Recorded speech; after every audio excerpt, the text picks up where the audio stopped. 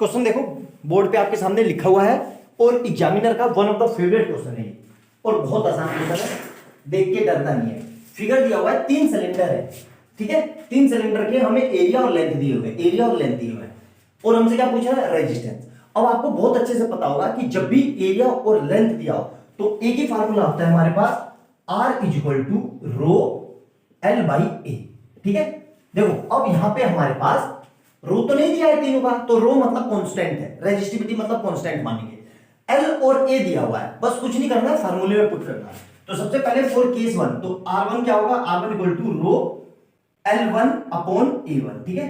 तो यहां पे कितना होगा, यहां तो देखो यही रहेगा क्योंकि A है L L है, तो यहां पे ये रख देंगे R1 इक्वल टू कितना आएगा, रो L अपॉन A।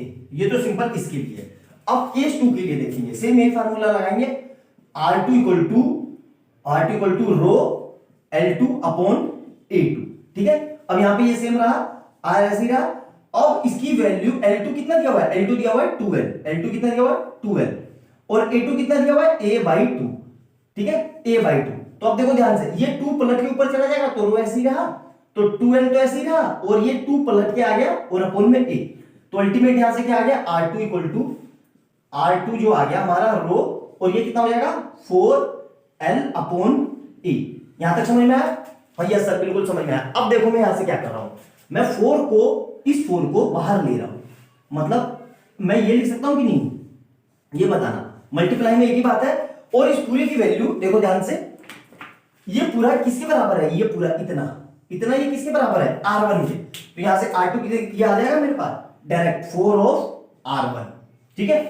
अब अगला देखो, इसके लिए क्या करेंगे, इसके लिए भी सेम फार्मूला लगाएंगे, R3। तो रो ऐसे ही रहा, L की जगह अब L अपॉन 2 और A की जगह 2A। तो ये सोल्व करके कितना आ जाएगा, देखो ध्यान से, रो ऐसे ही रहा L, और देखो ये 2 इसके साथ मल्टीप्लाई होगी तो कितना आ जाएगा, ये हो गया। तो यहां से कितना आ जाएगा हमारा R3 इक्वल टू रो, और ये कितना आ जाएगा 1/4 और L अपॉन A। तो इस पूरे को फर्दर में ये लिख सकता हूं 1/4 रो L अपॉन A, और इसकी वैल्यू इक्वेशन 1 से कितना है, इसकी वैल्यू है R1।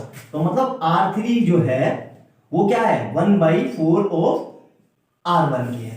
अब देखो ध्यान से, अगर इसमें पूछे कि मैक्सिमम रेजिस्टेंस किसका है, तो मैक्सिमम रेजिस्टेंस इसका है। क्यों, ये इसका 4 गुना है पहले वाले का, 4 टाइम है, तो ये मैक्सिमम होगा। और मिनिमम किसका है, इसका।